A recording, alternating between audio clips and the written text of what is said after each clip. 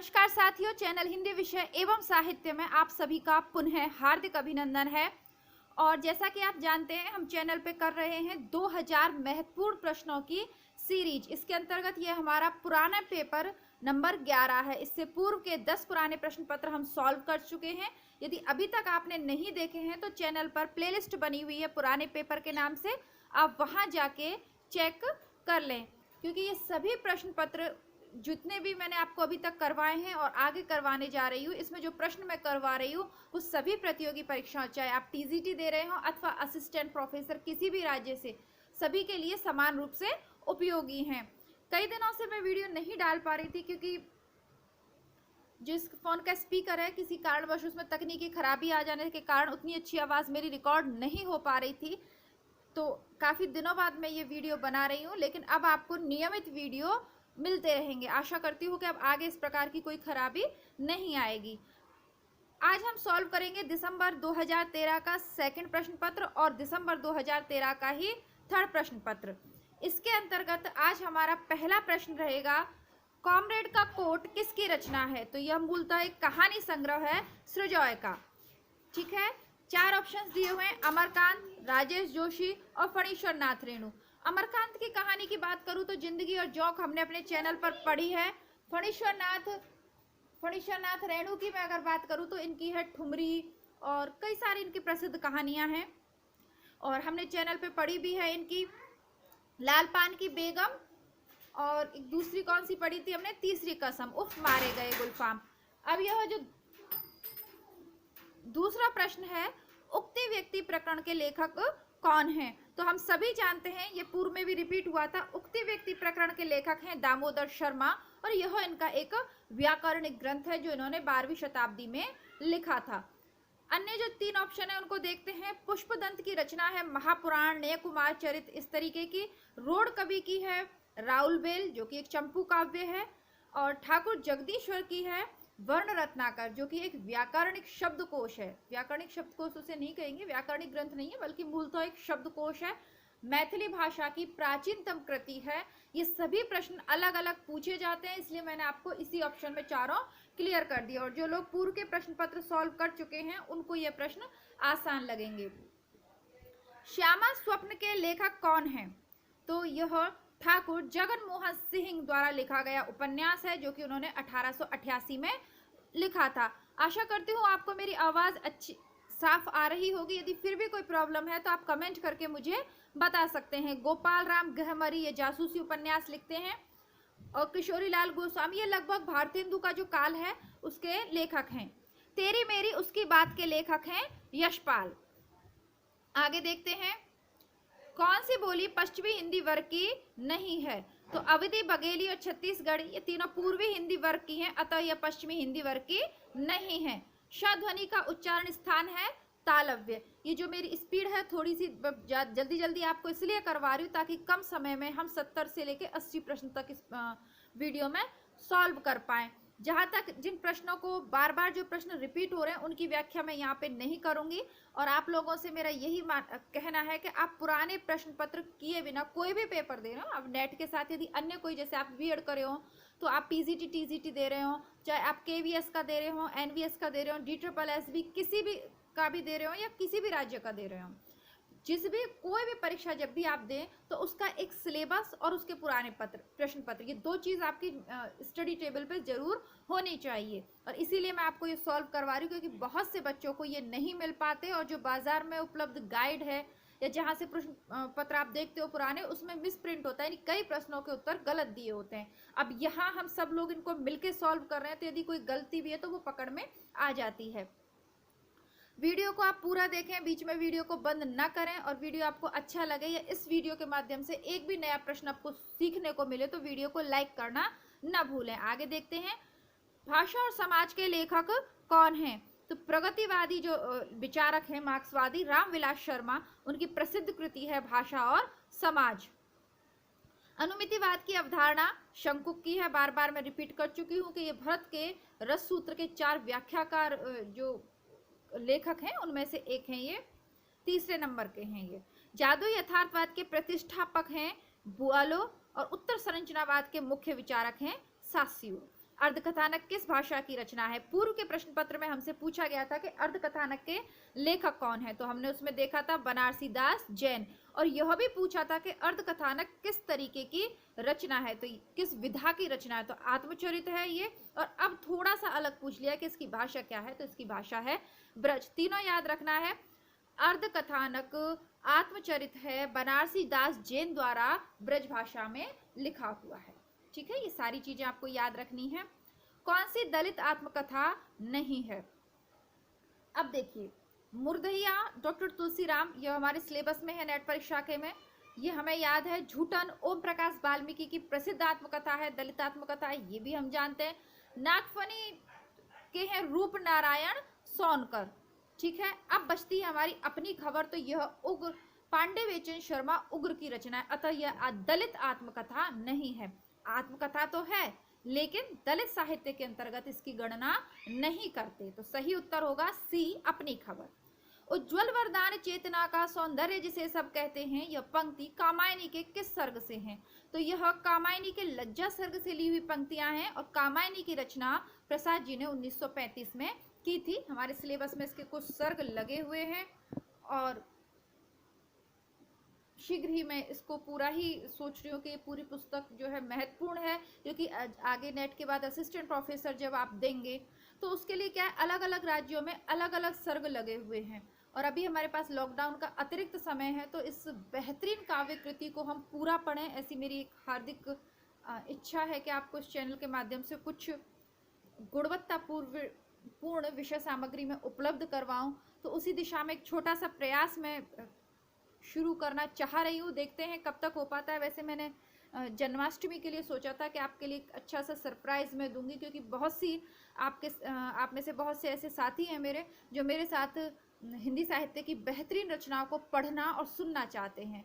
और अच्छी बात यह है कि अकेले किताब जब पढ़ते हैं तो सिर्फ किताब होती है और हम होते हैं बस, लेकिन जब चैनल के माध्यम से हम पढ़ते सुनते हैं तो आप लोगों के विचार जो हैं, जो भी जैसे जो एक वीडियो हमने पढ़ा, उसका एक अंक पढ़ा, एक दृश्य पढ़ा, किसी भी रचना का एक भाग पढ़ा, तो जो आपके विचार आते हैं ना, तो उससे परस्पर जो विचारों का आदान प्रदान होता है, उससे एक अलग ही मतलब आनंद की प्राप्ति भी होती है, और बहुत सारे प्रश्नों के उत्तर भी हमें जानने को मिलते हैं। जानने को मिलता है कि सभी लोग इस विषय में क्या सोचते हैं।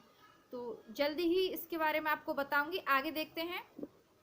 सुनी है कथा कौन निर्गुण की, रचपच बात बनावत, सगुन समेरु प्रगट देखिए तो तुम त्रिन की ओर दुरावत। ये पंक्तियां सूरदास के भ्रमर गीत से ली हुई हैं। तो आपको निर्गुण और सगुण देख के ही समझ आ जाएगा कि ये उद्धव और गोपी संवाद है, क्योंकि वो क्या है, सगुण को क्या बताती है, प्रगट सामने सुमेरु पर्वत के समान बताती हैं, और निर्गुण को तृण यानी घास के तिनके के समान बताती हैं। कितना अनुभूतिपूर्ण था वह एक क्षण का आलिंगन। कथन किस रचना से है? तो यह प्रसाद का नाटक है ध्रुव स्वामिनी, जो कि 1933 में उन्होंने लिखा था। यह उससे लिया हुआ प्रसिद्ध कथन है, और यह हमारे नेट परीक्षा के सिलेबस में भी है। आखिरी कलाम काव्य का प्रतिपाद्य विषय है इस्लाम दर्शन। आखिरी कलाम जायसी की रचना है। जायसी की प्रसिद्ध रचनाएं हैं, सबसे प्रसिद्ध है पद्मावत, फिर आखिरी कलाम, अखरावत और चित्ररेखा, इस तरीके से है, जिसके अंतर्गत पद्मावत के विषय में आप सभी जानते हैं, और अखरावत एक तरीके का शब्दकोश है, और ये आखिरी कलाम है, इसमें कयामत का वर्णन है। ये भी प्रश्न पूछा गया है कि उसमें ऑप्शन में कयामत का वर्णन दिया था। तो आखिरी कलाम का मुख्य प्रतिपाद है इस्लाम दर्शन, और इस्लाम दर्शन के अनुसार कयामत का वर्णन है। इसमें बाबर की प्रशंसा की गई है, यह भी, और फारसी के शब्दों का प्रयोग किया गया। ये कुछ 2-4 चीजें हैं जो इससे संबंधित आपको जाननी चाहिए, परीक्षा में पूछी जाती है, मैंने यहाँ पे स्पष्ट कर दी। आगे देखते हैं। तद्भव पत्रिका का प्रकाशन स्थल लखनऊ है, और इसके संपादक हैं अखिलेश। व्योमकेश दरवेश के लेखक कौन हैं? तो विश्वनाथ त्रिपाठी ने इसको लिखा था, और व्योमकेश दरवेश हजारी प्रसाद द्विवेदी के ऊपर लिखे हुआ इनकी जीवनी मान लीजिए, हजारी प्रसाद द्विवेदी के, इनके ऊपर लिखा हुआ विश्वनाथ त्रिपाठी का लेख है, जो कि 1911 में इन्होंने 2011 में यानी हाल ही में इन्होंने लिखा है। और इसी कृति के लिए इनको व्यास सम्मान से सम्मानित किया गया था विश्वनाथ त्रिपाठी जी को 2013 में। तो इस तरीके से ये कृति महत्वपूर्ण हो जाती है। तो व्योमकेश दरवेश किसके लिए प्रयुक्त हुआ? हजारी प्रसाद द्विवेदी के लिए। अज्ञे द्वारा संपादित चौथा सप्तक में किस कवि का समावेश किया गया है? तो मुख्यतः तीसरे संपादक में और चौथे संपादक में दो महिला हैं, जिसमें चौथे संपादक में है सुमन राजे और तीसरे संपादक में है कीर्ति चौधरी, और एक और है शायद। तो जितने भी इनके चारों संपादकों में जितने भी 7-7 कवियों का इन्होंने सप्तक में 4 सप्तक में 7-7 कवियों का जो इन्होंने संग्रह किया है, उनको याद रखना है कि कौन से सप्तक में कौन से कवि हैं। सुमन राजे चौथे सप्तक में है और महिला कथा मतलब महिला लेखिका कीर्ति चौधरी जहां तक मुझे याद है तीसरे तार सप्तक में। अथा तो घुमक्कड़ जिज्ञासा किस विधा से संबंधित है? तो यह 1948 में राहुल संस्कृतायन द्वारा लिखा हुआ यात्रा वृतांत है। अब ये जो क्रमबद्ध वाले प्रश्न हैं आप सभी जानते हैं, ये हम यहाँ नहीं करते, अलग से प्लेलिस्ट में इनको करेंगे। अब देख लेते हैं, कवि वचन सुधा पत्रिका है बाबू हरिश्चंद्र की, जो उन्होंने 1868 में संपादित की थी। ब्राह्मण के संपादक है प्रताप नारायण मिश्र 1883 में। हिंदी प्रदीप है बालकृष्ण भट्ट की 1877 और विश्व भारती का संपादन कार्य किया था हजारी प्रसाद द्विवेदी ने, और प्रेमचंद ने 1930 में हंस पत्रिका का संपादन कार्य किया था। आगे देखते हैं, मैंने स्मृति के दीप जलाए रामनाथ सुमन की रचना है। भावों की तीर्थ यात्रा विष्णु प्रभाकर की है। वे दिन वे लोग शिव पूजन सहाय की है और बन तुलसी की गंध फणीश्वर नाथ रेणु की है। महादेवी वर्मा का संस्मरण है पथ के साथी, तो वो जो उनके सह लेखक थे उनका वर्णन महादेवी वर्मा ने उसमें किया है। और पथ के साथी, अतीत के चलचित्र, ये इनके संस्मरण हैं जो कि बार बार पूछे जाते हैं। आगे देखते हैं, एक कंठ विष्पाई ये गीति नाट्य है और यह दुष्यंत कुमार जी की रचना है। अन्य से अनन्या आत्मकथा है प्रभा खेतान की। एक बूंद सहसा उछली ये यात्रा वृतांत है अज्ञे का, और उत्तर योगी श्री अरविंद यह जीवनी है।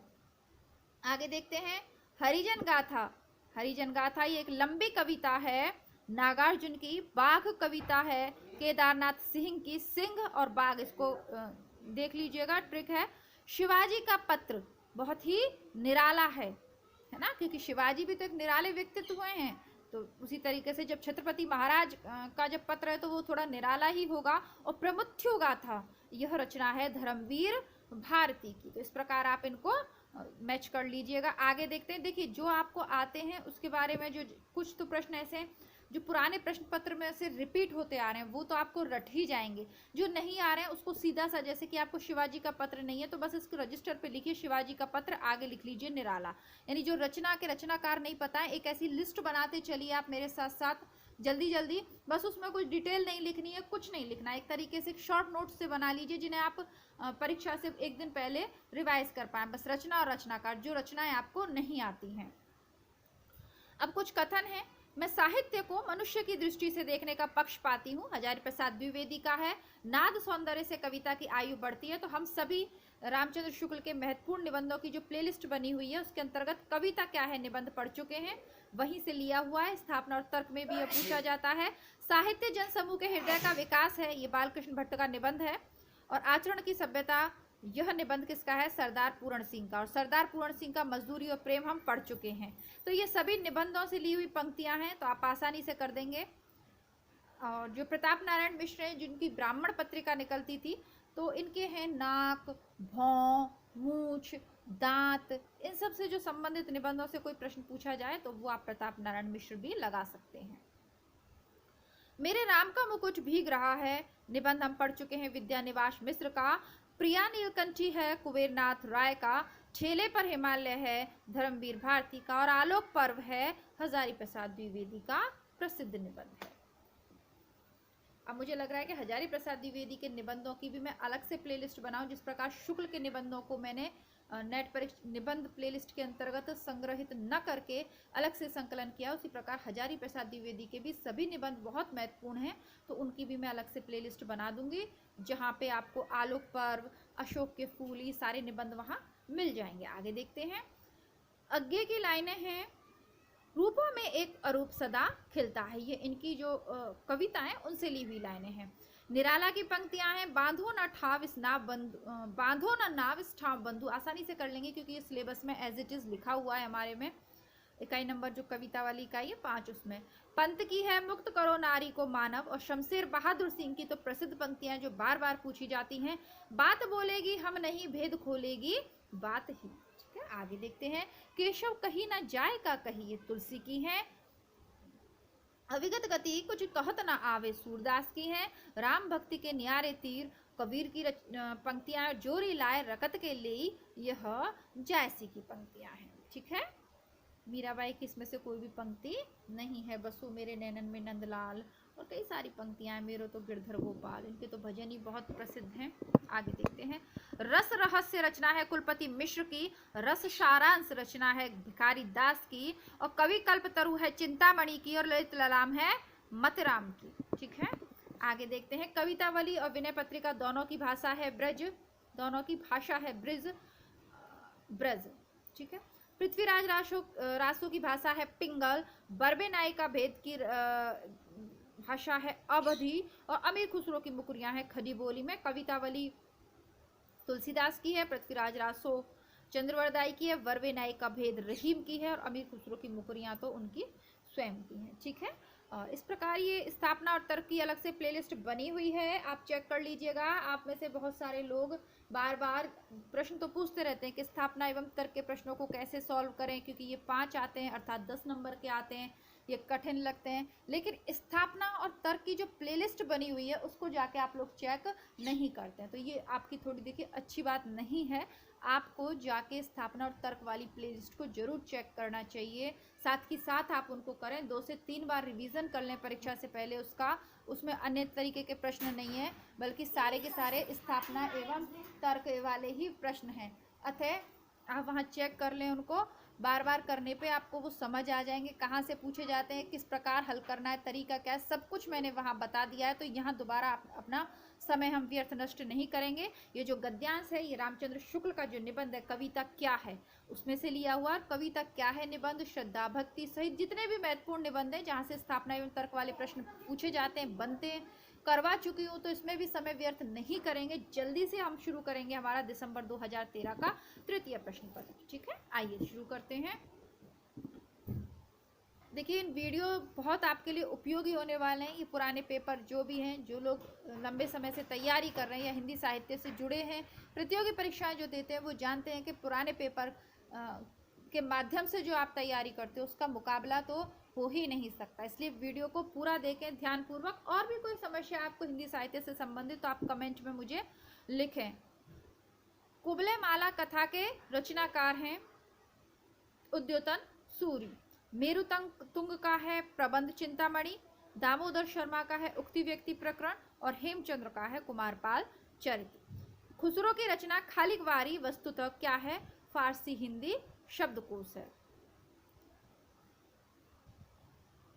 किस समीक्षक ने विद्यापति की पदावली को जीव और परमात्मा के संबंध का रूपक माना है? तो इसमें उत्तर दे रखा था रामवृक्ष बेनीपुरी, लेकिन ये सही नहीं है। इसको मैंने नेट पे भी काफ़ी चेक किया, तो इसका सही उत्तर आनंद कुमार स्वामी आप कह सकते हैं, क्योंकि इन्होंने देखिए एक तरीके से इनकी विद्यापति की पदावली को रहस्यात्मक रचना माना है। बाकी हजारी प्रसाद द्विवेदी ने तो इन्हें श्रृंगार रस का सिद्ध वाक कवि कहा है, तो ये तो बिल्कुल भी आप नहीं कह सकते कि हजारी प्रसाद द्विवेदी इन्हें मतलब आध्यात्मिक रचना इसको मानेंगे। और ग्रियर्सन ने और आनंद कुमार शर्मा ने इन्हें रहस्यवादी कवि कहा है, और निराला ने इनकी जो है पदावली है उसको नागिन की लहर के समान कहा है, और शुक्ल ने इनको श्रृंगारिक कवि माना है। शुक्ल जी का एक कथन भी है विद्यापति की पदावली से संबंधित, जो लोग इसे आध्यात्मिक रचना मानते हैं, तो वहाँ शुक्ल ने एक व्यंग किया है कि अध्यात्म के चश्मे आजकल बहुत सस्ते हो गए हैं। तो ये कई सारी चीज़ें कुल मिला के इसमें जितने भी ऑप्शन दिए हुए रामवृक्ष बेनीपुरी इस पुस्तक में गलत दिया हुआ नहीं होगा। ये इनको श्रृंगारिक कवि मानते हैं। नेट पे इस संबंध में पूरा एक लेख है, गूगल पे आप सर्च कर सकते हैं। सही उत्तर में फिर भी आप इन्हें आनंद कुमार स्वामी, और अगर ग्रियर्सन ऑप्शन में आ जाए तो आप ग्रियर्सन लगा सकते हैं। आगे देखते हैं। सिंधी भाषा का विकास ब्राचड़ से हुआ है, सभी जानते हैं, रिपीटेड प्रश्न है। भारतीय भाषा संविधान की 8वीं अनुसूची में नहीं है, तो भोजपुरी नहीं है। किस शब्द में उपसर्ग नहीं है?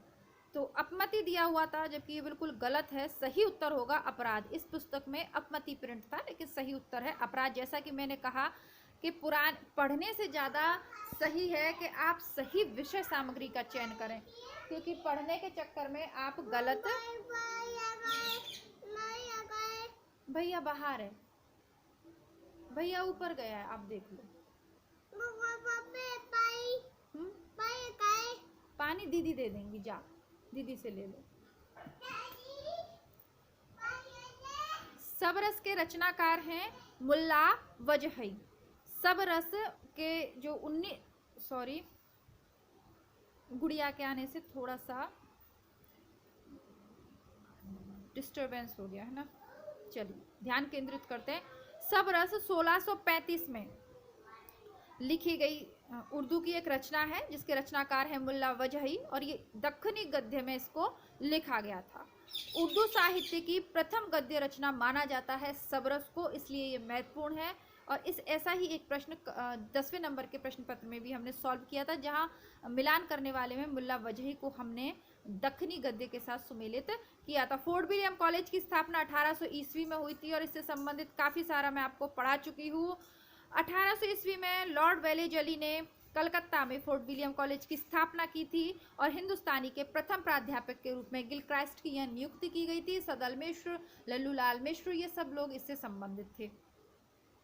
बेकसी का मजार उपन्यास के लेखक हैं प्रताप नारायण श्रीवास्तव। बेकसी का मजार, तो इसके रचनाकार हैं प्रताप नारायण श्रीवास्तव। सरस्वती पत्रिका के प्रथम संपादक हैं बाबू श्याम सुंदर दास। प्रथम संपादक, ध्यान पूर्वक पढ़िएगा, सरस्वती पत्रिका का नाम सुनते ही महावीर प्रसाद द्विवेदी पे टिक नहीं करके आना है, ठीक है, क्योंकि महावीर प्रसाद द्विवेदी ने इसका कार्यभार 1903 में संभाला था।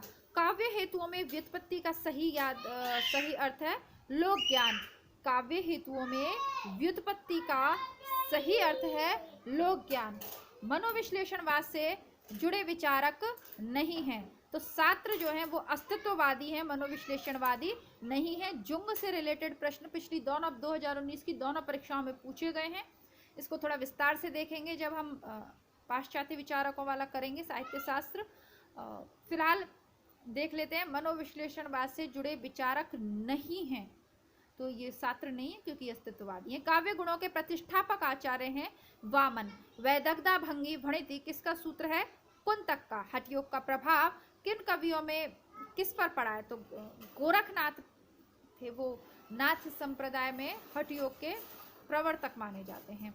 आचार्य शुक्ल द्वारा स्थापित सिद्धांत नहीं है। अगर आपने इनके निबंध पढ़े हैं तो आप आसानी से इस प्रश्न का उत्तर दे देंगे। जैसा कि मैंने आपको जब आचार्य शुक्ल के निबंध पढ़ाए थे, वो प्लेलिस्ट बनाई थी, तो काफ़ी, जैसे श्रद्धा और भक्ति के शायद 2-3 वीडियो बने होंगे, तो उस समय भी मैंने आपको कहा था कि इन निबंधों को मैं शॉर्ट में आपको 10 मिनट के अंतर्गत भी बता सकती हूँ कि श्रद्धा और भक्ति में क्या है, कविता क्या है, लेकिन ऐसा न करके आपको पूरे निबंध में इसलिए पढ़ा रही हूँ क्योंकि ये निबंध आपके कम से कम नहीं तो 3-4 तरीके के प्रश्नों को सॉल्व करने में मदद करेंगे। अब देखिए कैसे।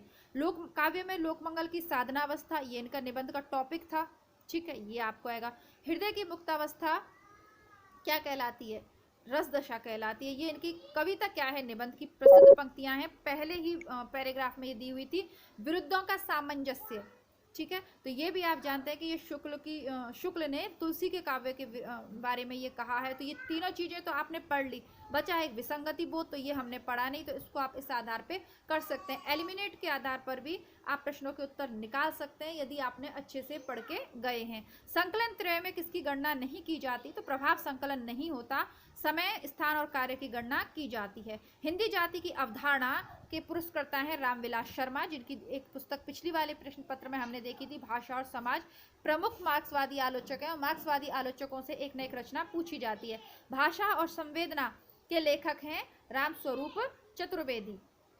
नूतन ब्रह्मचारी के रचनाकार हैं बालकृष्ण भट्ट। अंगद का पांव के लेखक हैं श्रीलाल शुक्ल, जिनकी की राग दरबारी हमारे सिलेबस में लिखी हुई है। कालीचरण किस उपन्यास का पात्र है? तो ये मैला आंचल का पात्र है।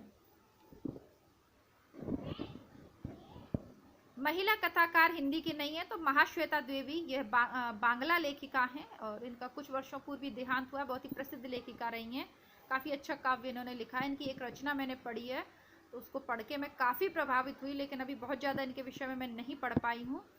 चलिए आगे देखते हैं, तुलसीदास की किस रचना में संत महतों के लक्षणों का वर्णन है? वैराग्य संदीपनी। वैराग्य कौन धारण करता है? संत महंती तो वैराग्य लेते, तो वैराग्य संदीपनी में। रामाज्ञा प्रश्नावली तो एक ज्योतिष किसी वो रचना है। पार्वती मंगल, जानकी मंगल, ये सब विवाह से संबंधित हैं, इनके दोनों में इनके विवाहों का वर्णन है। आगे देखते हैं, दृष्टकूट के पदों की रचना सूरदास ने साहित्य लहरी ग्रंथ के अंतर्गत की है। सुख सागर के रचनाकार हैं मुंशी सदासुख लाल नियाज। बाल बोधनी मासिक पत्रिका के संपादक हैं भारतेंदु हरिश्चंद्र। और जयवर्धमान नाटक के लेखक हैं डॉक्टर रामकुमार वर्मा।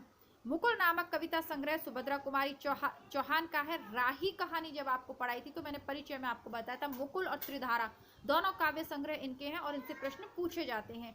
चक्कर क्लब के रचनाकार हैं अमृतलाल नागर। क्लब कहाँ होते हैं? नगरों में ही तो होते हैं ना, हमारे जैसे छोटे गांव में तो कोई क्लब वगैरह नहीं होते। कहाँ होते हैं? नागर। नागर लोग कहाँ रहते हैं? जो नगर में निवास करते हैं उनको ही तो नागर कहते हैं। तो नगरों में क्लब होते हैं और चक्कर लगाते रहते थे वहीं में।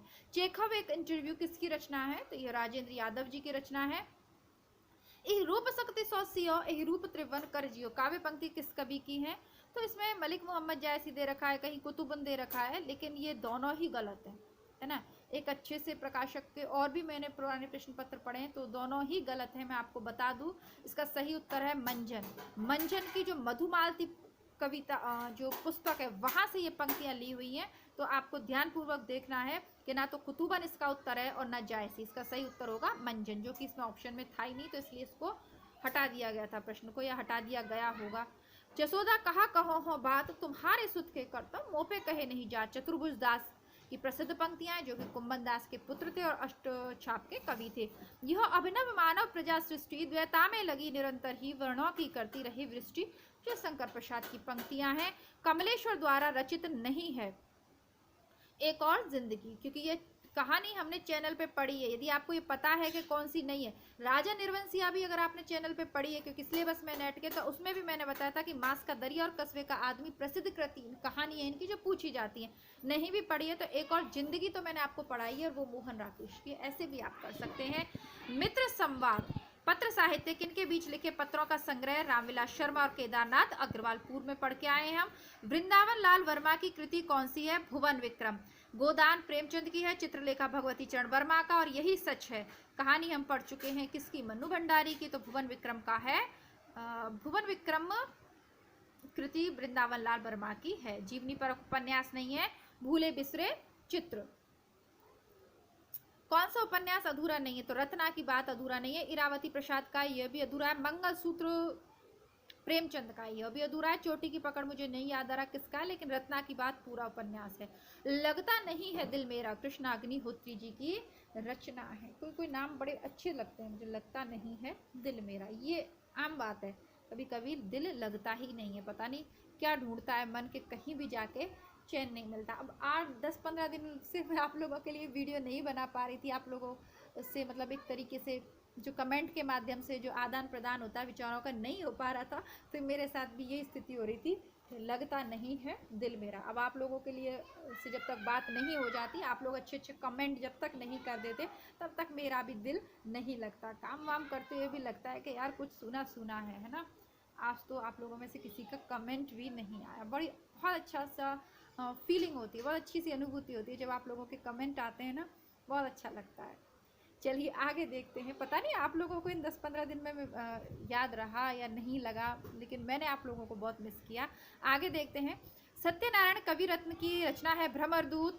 जगन्नाथ दास रत्नाकर की है गंगालाल लहरी। रामचरित उपाध्याय की है देवदूत। और वियोगी हरि की है वीर सतसई। अंधेरी नगरी का पात्र है नारायण दास। कोर्ट मार्शल का पात्र है रामचंद्र। द्रौपदी का पात्र है सुरेखा। और कौमुदी महोत्सव का है चाणक्य। भरत मिलाप रचना है ईश्वर दास की। ध्यान मंजरी है अग्रदास की। रामायण महानाटक है प्राणचंद चौहान का। और अवध विलास है लाल दास की। ठीक है, अच्छे से आप देखिएगा।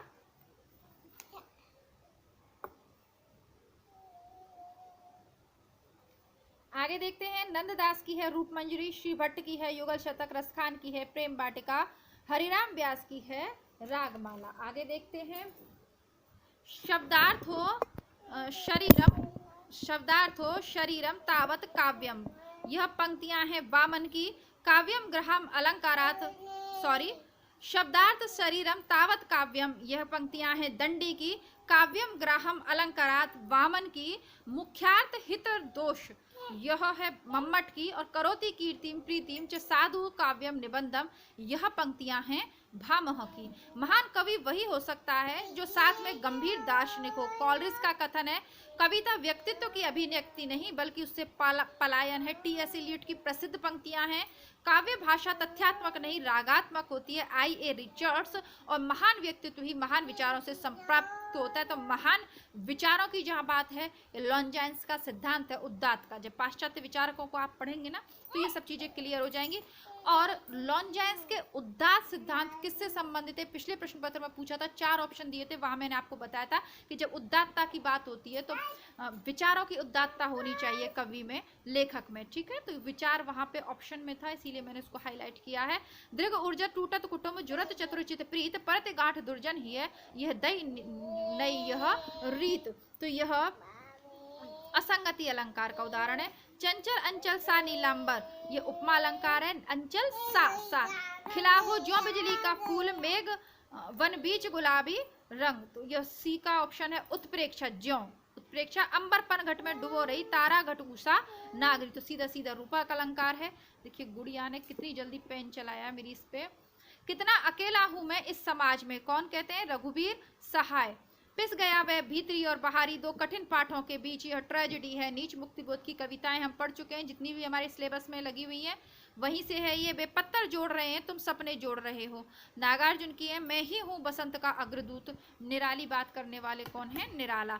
जगदीश गुप्त की भाषा है ब्रिज, बंशीधर शुक्ल की है अवधि, ईश्वर की है बुंदेली, और सूर्यमल मिश्रण राजस्थानी के प्रसिद्ध कवि हैं। उदय शंकर भट्ट संबंधित है फिल्म से, ईलाचंद्र जोशी संबंधित है रेडियो से, मनोहर श्याम जोशी संबंधित है दूरदर्शन से, और अज्ञे संबंधित हैं समाचार पत्रिका से।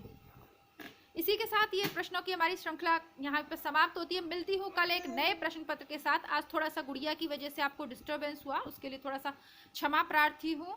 और ठीक है, जो भी आपके विचार हो आप कमेंट बॉक्स में लिख दीजिएगा। वीडियो को लाइक करना बिल्कुल ना भूलें।